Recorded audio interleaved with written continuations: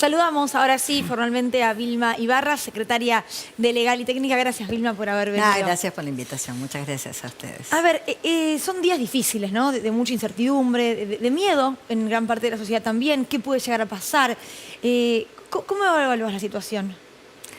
Primero, estamos pasando una situación difícil todos los argentinos y argentinas. Es innegable que hay una situación económica muy compleja, agravada estos últimos días.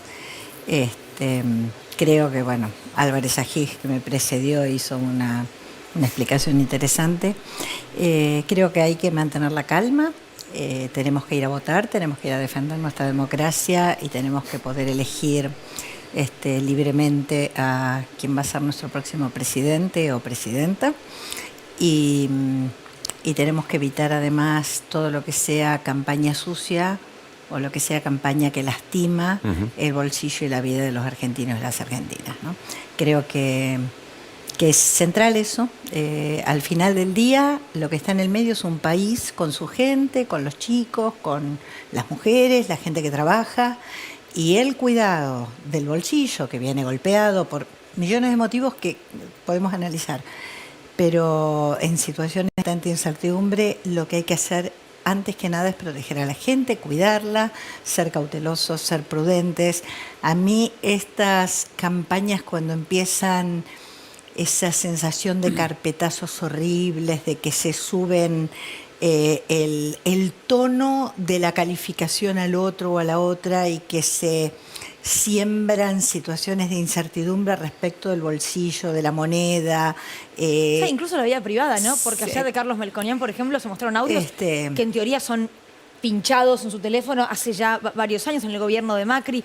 ¿Eso hace tiempo que no se veía en la Argentina? Claro, y además uno puede plantear otra cosa. Hoy me lo preguntaban en una entrevista y yo decía, podríamos discutir muchas cosas.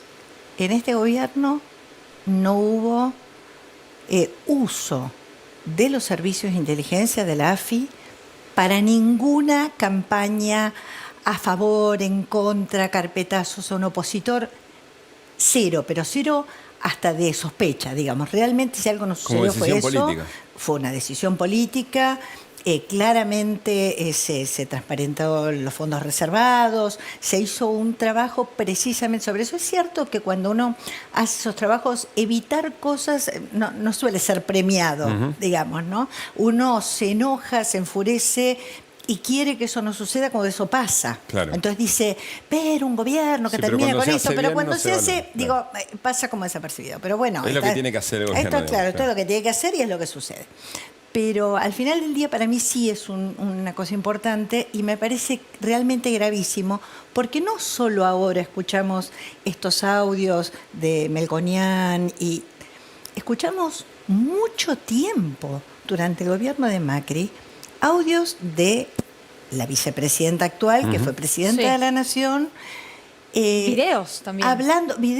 Hablando con su secretario general de la presidencia, pero cosas que no tenían ningún interés público, que dice fueron filtrados. Mira, filtrarse son las goteras en el techo.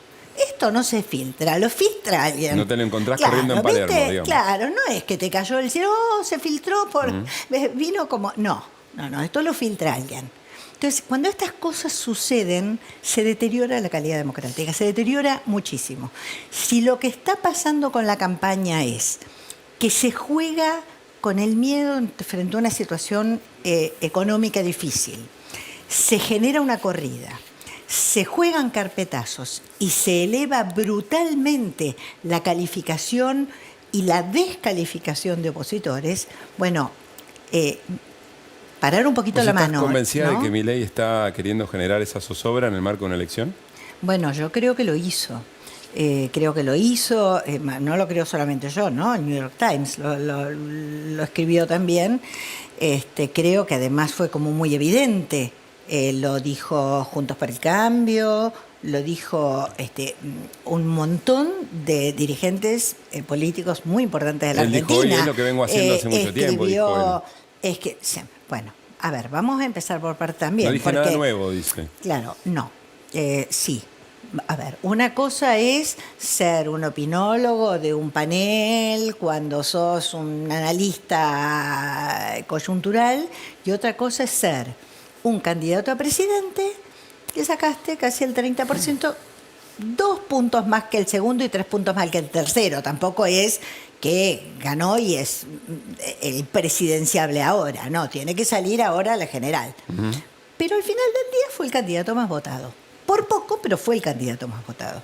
Entonces, los efectos que genera, la responsabilidad que se exige de una persona de Estado, que tiene que tener el aplomo, la prudencia, para poder hablar de la situación económica, de las situaciones internacionales, de cualquier decisión. Un presidente, una presidenta, si hay algo que tiene que tener es prudencia, porque te puede llevar hasta conflictos internacionales, salir, como lo escuchamos a veces, ¿no? Bueno, una burra, la quiere humillar en público.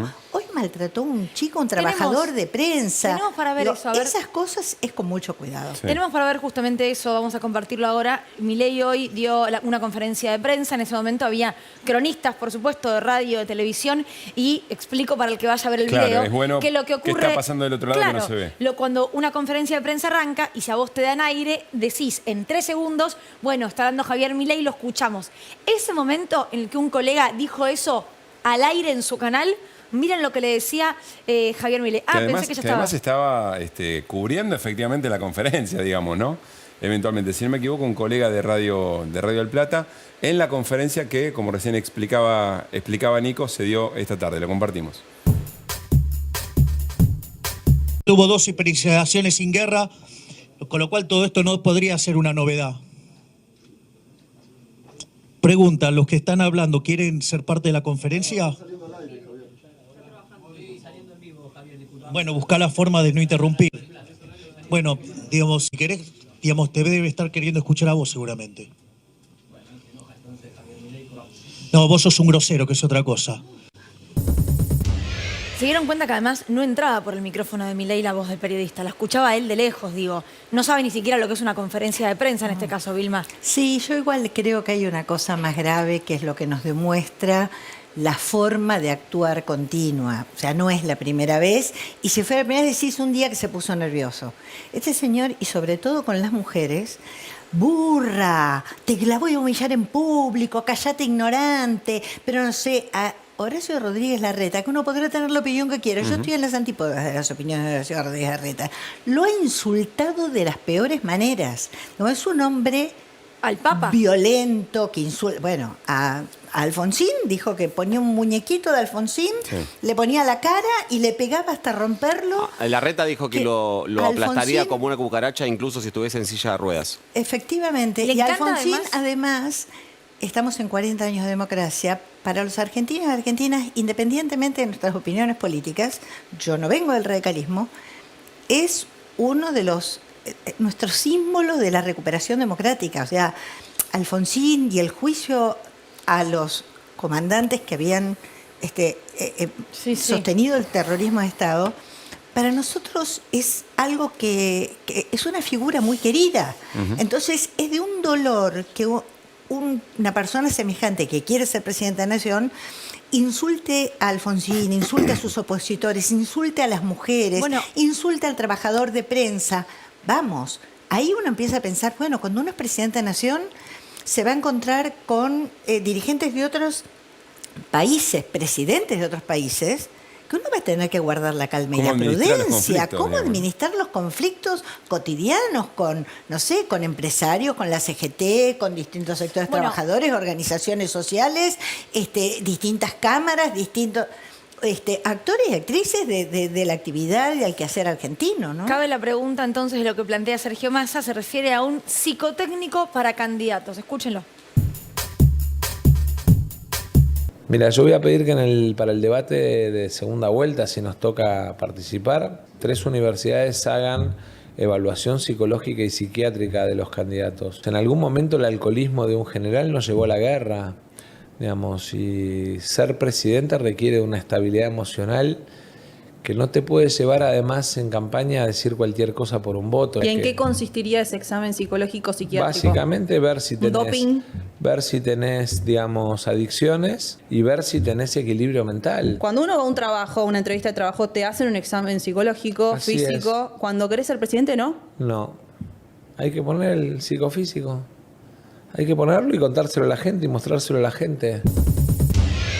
Néstor, ¿ya hay respuestas judiciales sobre esta propuesta? Sí, y fue rechazado. Hubo una propuesta de una ciudadana de la provincia de Buenos Aires, de Mar Chiquita, que le propuso a la Cámara Nacional Electoral justamente someter a los 5 candidatos a un examen psicofísico para ver si estaban en condiciones, básicamente psicológicas, de afrontar la presidencia de la Nación. El fiscal Ramiro González, fiscal federal con competencia electoral, hoy dictaminó en contra de ese planteo. ¿Qué te parece la propuesta? No, me Vilma? parece que lo que hizo el candidato Sergio Massa, lo que está haciendo es una invitación, porque si uno efectivamente es razonable la decisión de la justicia, digo, para poder obligar tendrías que tener una ley, tendrías que tener una normativa o en la Constitución o una ley que estableciera esos requisitos. Yo creo que lo que está planteando Sergio Massa es una invitación, digamos, en un balotaje,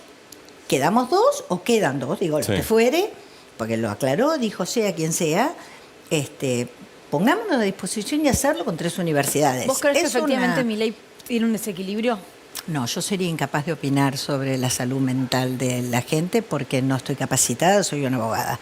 Lo que sí creo es que es una persona con muchos gestos de violencia, con mucha intemperancia, muy guarango, muy grosero, muy descalificador, muy despreciativo y muy cruel. Hay un riesgo. Me parece una persona tremendamente cruel, además con las personas más humildes, con las personas más vulnerables. Tiene un enorme desprecio a la vulnerabilidad. O sea, todo eso que las personas que creemos en sociedades solidarias consideramos que al revés, que una persona que tiene vulnerabilidades, situaciones más complejas, uno cree que la sociedad tiene que ayudar, que el Estado tiene que estar ahí para acompañar y ayudar. Sí. Él desprecia, él cree que no. Cree que, bueno, si tu hijo tiene una cardiopatía congénita al nacer, y no sé, hacete vos el estudio, y si no te lo podés pagar, no te lo podés pagar, pero es un problema tuyo. Yo porque tengo que poner de la mía para ver si tu hijo se muere o no. Bueno, a mí me parece de una crueldad, esa es la palabra, de una profunda crueldad. Ahora, hay un riesgo, Vilma, en creer que las cosas que plantea Javier Milei responden a características personales, sino una manera de entender.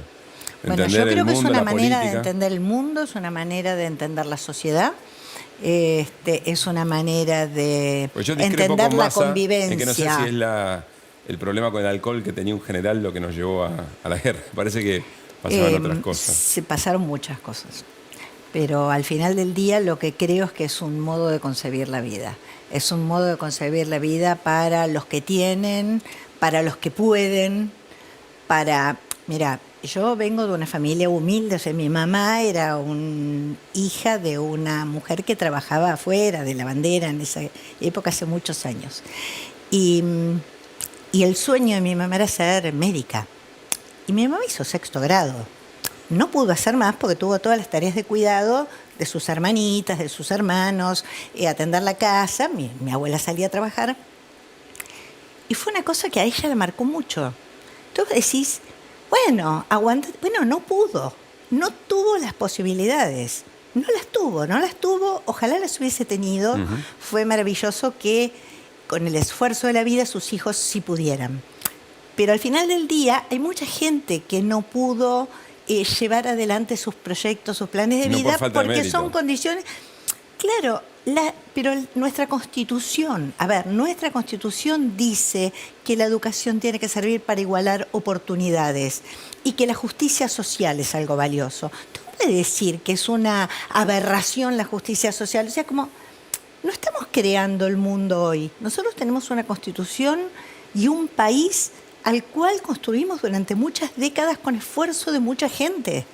Entonces, con errores, con cosas que no están bien, pero tenemos un país construido que tiene su Constitución, tiene sus normas, tiene sus formas de abrazar solidaridades. Bueno, hay cosas que sí. Si un señor a mí se me planta a decir que para él la educación no es un derecho, no es para él un derecho. Nuestra Constitución dice que la educación es un derecho. Y los tratados internacionales que tienen jerarquía constitucional firmados por la Argentina dicen que la educación es un derecho. Por eso, bueno, si vos tenés a tu hijo, podés ir a pedirle una vacante a un juez y no te la dan y te la tienen que dar, pero, Vilma, porque tenés el derecho, es lo que te hace fuerte tu derecho. Es al revés, nos quieres aniquilar derechos. Es lo que dice es que el mercado garantiza mejor ese derecho. Bueno, que claro, el Estado. Pero el mercado, anda a preguntarle a mi mamá lo que le garantizaba el mercado.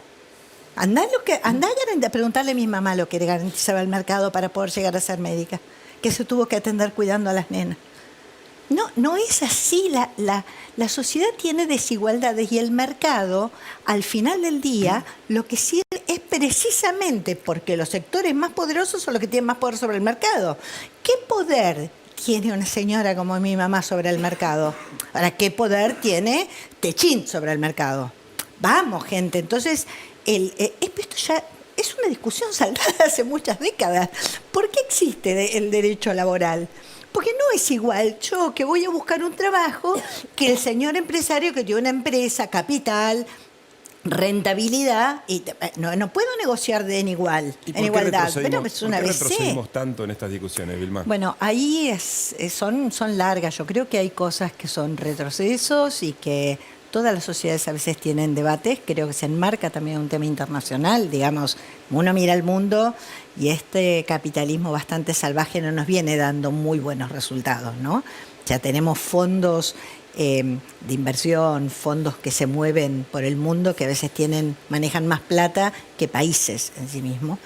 Y tenemos mucha desigualdad, tenemos mucha gente en el mundo que no accede a necesidades básicas, que las tiene totalmente insatisfechas.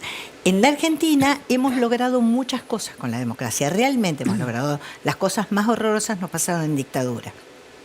Hay cosas que no hemos logrado y que necesitamos lograrlas en democracia, garantizando la democracia, garantizando los derechos humanos. Las condiciones de pobreza, como dijo muy bien Álvarez Agis antes, no son las del 2001. Esta situación no se parece en nada al 2001, pero no podemos tener 40% de pobreza. Eso es una exigencia que nos interpela como sociedad. Vilma, ¿crees que el voto de las mujeres va a ser el voto definitorio? Digo, ¿van a ser las mujeres las que van a elegir el próximo presidente? Mira, yo creo que las mujeres tenemos una historia de vulnerabilidades. Tenemos una historia de saber que ante determinadas situaciones sentimos que tenemos menos herramientas y hay que demostrar tenemos más. brecha salarial, tenemos un posicionamiento frente a la sociedad de muchísimas décadas. Tenemos sobre nosotros la mayor cantidad de las tareas de cuidados y es muy distinto también en los sectores urbanos que en los sectores más profundos de la Argentina. Claro. Entonces, sí, las mujeres tenemos vulnerabilidades, que bueno, de esto habla todo el mundo, no solo la Argentina, que él las desconoce, por cierto. Pero yo lo que creo que las mujeres en general, y yo te digo, yo soy una mujer que tengo mi trabajo y pueden decir, soy empoderada, tengo un cargo. Ese tipo de personalidad nos hace temer. Nos hace temer. O sea, un señor como ese, que fue capaz de decir en una entrevista, burra, ignorante, cállate, pero es burra, dame, que la quiero humillar en público. La quiero humillar en público. Pero yo no quiero humillar a nadie, no quiero que nadie... O sea, me parece horrible la humillación social. Pero yo al revés, quiero pelear para que nadie sea humillado.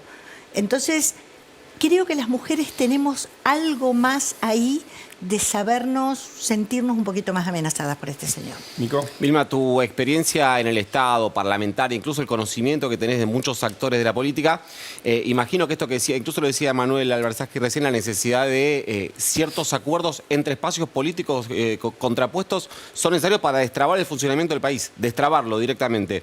Ahora, cuando vos escuchás que la segunda fuerza, no en términos de votos, sino en términos de estructura, que es Juntos por el Cambio, la campaña es la destrucción de la fuerza política que hoy es el Frente de Todos o Unión por la Patria. Digo, ¿qué escenario de acuerdos ves posible o viable el que yo veo es una fractura Juntos por el Cambio. Otro escenario no imagino. Sí, a mí me preocupa mucho. Yo también, cuando yo escucho que la propuesta es la destrucción de mi adversario, terminemos con el kirchnerismo y además lo primero que voy a hacer es una unidad penitenciaria con el nombre de la vicepresidenta de la Nación, vamos, uno empieza a sentir que qué difícil me la ponen, ¿no? Yo creo que el gran desafío ahí es entrar en las endijas.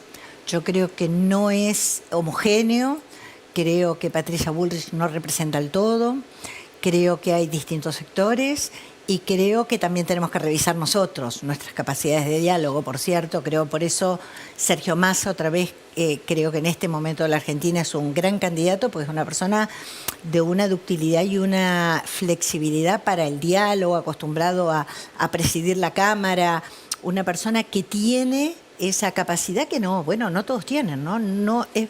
O sea, y en este momento en la Argentina creo que eso va a ser definitorio para poder enfrentar algunos de los desafíos más importantes. Entonces sí se requiere una fractura de Juntos por el Cambio, digo, porque hasta acá han tenido de esas endijas que vos decís, en términos sobre todo parlamentarios y cuando fueron gestión, muy difícil encontrar esas endijas. Sí, pero igual creo que todo es dinámico. Yo no veo que Juntos por el Cambio sea todo igual. O sea, no creo que todo sea igual Macri, todo sea igual Rodríguez Larreta, todo sea igual Patricia Bullrich. Ellos vienen de una interna muy, muy dura. ¿Eso significa que hay halcones o palomas? No, pero creo que uno puede empezar a trabajar acuerdos que son muy importantes para el país. Lo dijo muy bien Álvarez Agis.